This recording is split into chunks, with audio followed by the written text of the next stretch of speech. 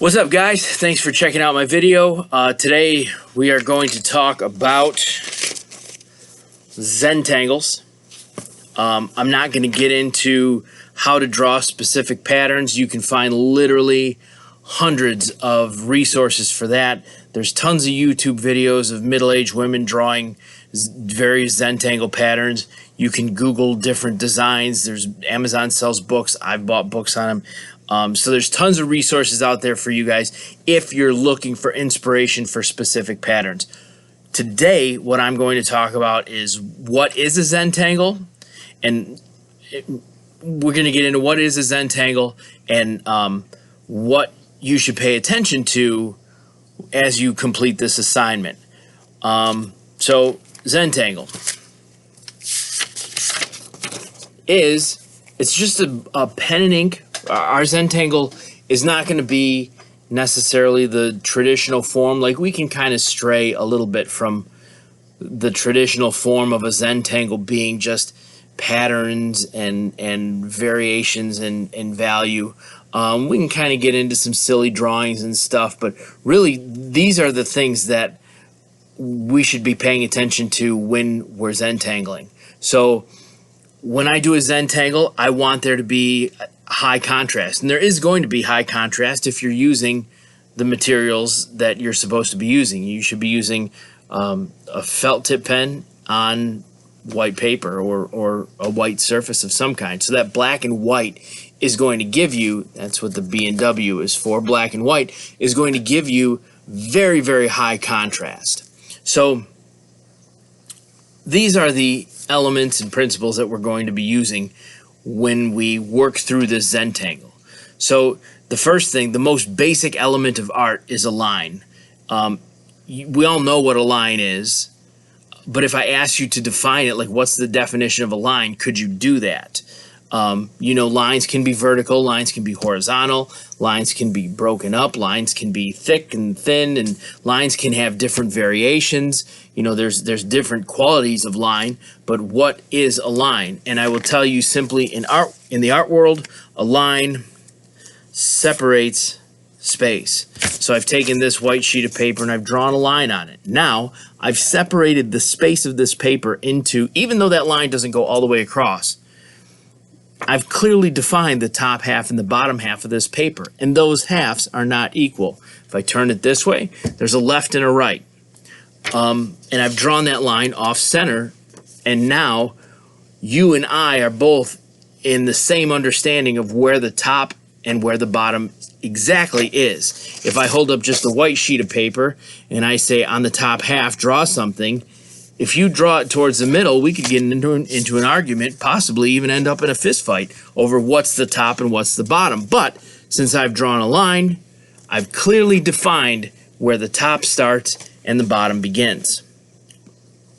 So the next thing on this list is shape. And what shape does is it separates space into positive and negative space. So you have, if I take this line and I finish it up and I make it a shape,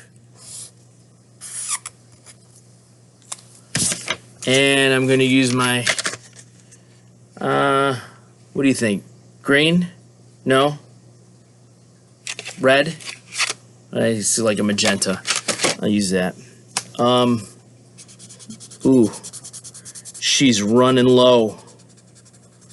Actually, I kind of like it when my Crayola markers start to run out of ink. They get this cool kind of, it's almost like a crayon quality, but it's still got that like markerish kind of feel to it. It's weird. I don't know. I like it when they get like that. So I've now colored this in. The positive space is the colored in area, and the negative space is the area around it. So a shape defines inside and outside. Positive space and negative space. And there are two types of shapes. There are organic shapes and there are geometric shapes. So organic shapes are shapes that are just kind of blobby and happen. Geometric shapes are shapes that are named, have labels. Rectangle, square, circle, even though doesn't have straight edges, a circle is absolutely measurable, and you can tell what a perfect circle is.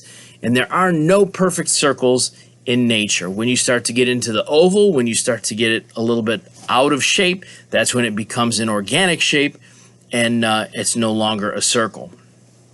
So line separates space, shape creates positive and negative space, and then the other thing we're going to talk about is value. Now, on one end of the value spectrum, you have pure white, and on the other end, you have pure black or pure darkness, and then there's a million different variations of gray in between. So you might be saying to yourself, Mr. Brown, how am I going to create variations in gray if I'm just using a black pen or a black marker?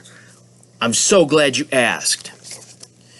You can see on this, I've taken a fine point, actually a 0.7 ballpoint black pen, and I've drawn lines. In the beginning here, I've overlapped a whole lot of lines on the dark end of that spectrum. I've overlapped a whole lot of lines, but then as I move out, you can see those lines start to, there's less of them, and they start to spread further and further apart. And what that does is if I back up, I got too many lights on. If I, so like right about here, if your screen is the same as mine, those lines kind of start to blur together, and then it becomes not individual lines, but then you start to see gray values. And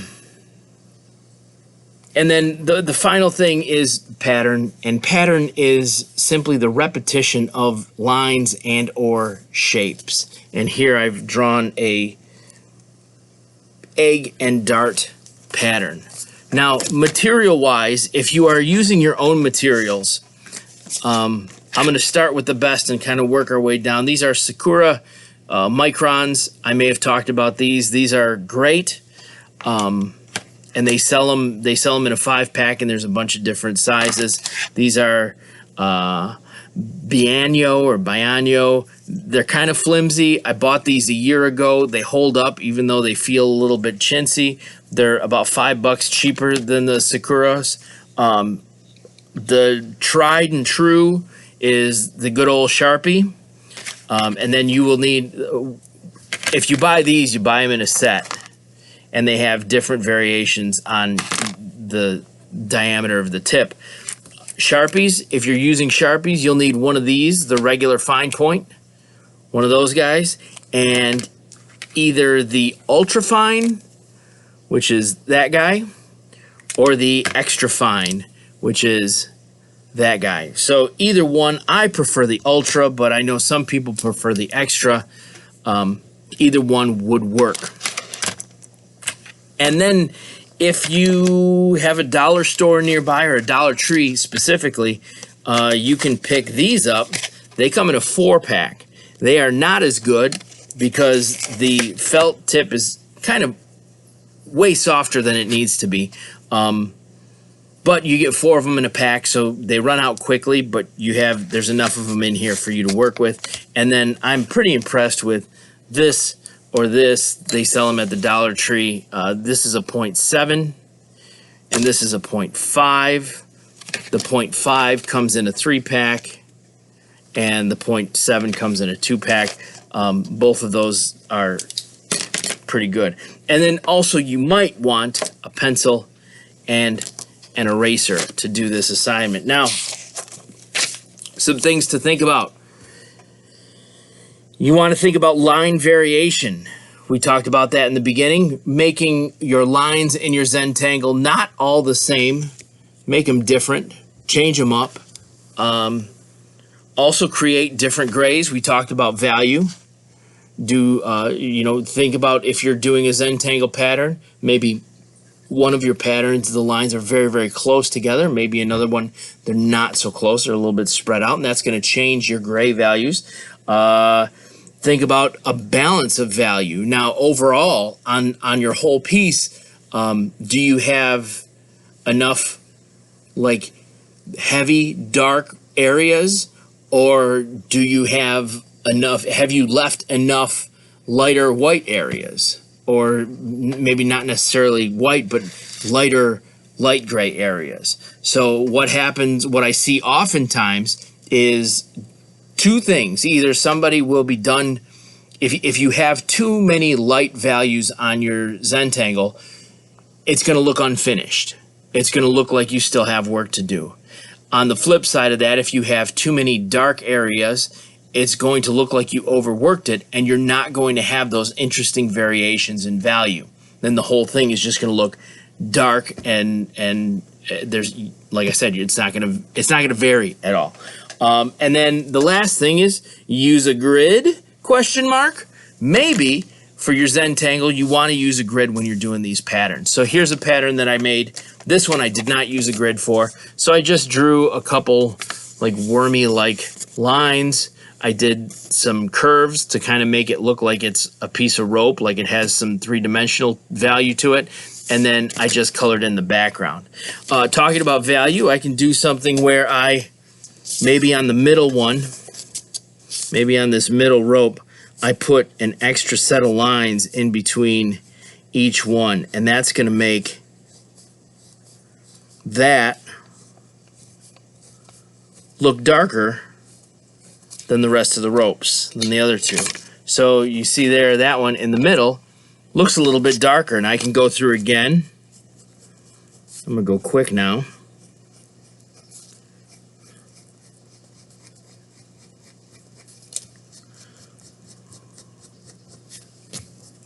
Add a lot more lines, and you can see it starts to kind of darken itself in. But this is a zentangle pattern that I don't need a grid for. I don't need to plan out at all. However, these two are ones that I drew a very, very light, with a pencil, drew a very, very light grid. I didn't measure the grid. I just, and I did this kind of thing in each of those. I don't know if you can see that. Yeah, you can kind of see the leftover grid there at the very end. So you can see how I kind of developed that zentangle. And then this one is much less complicated, but still you need to set up a grid beforehand in order for you to maintain the proper distance between all of those. So a grid will help you that way.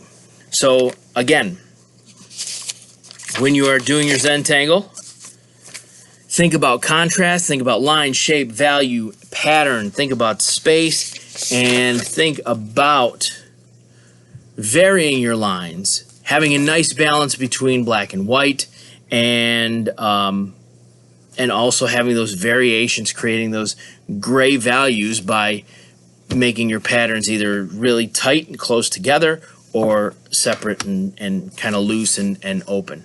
So if you need help, again, consult Google. There's tons of stuff, or you can email me, text me on Remind, hit me up with any questions you got.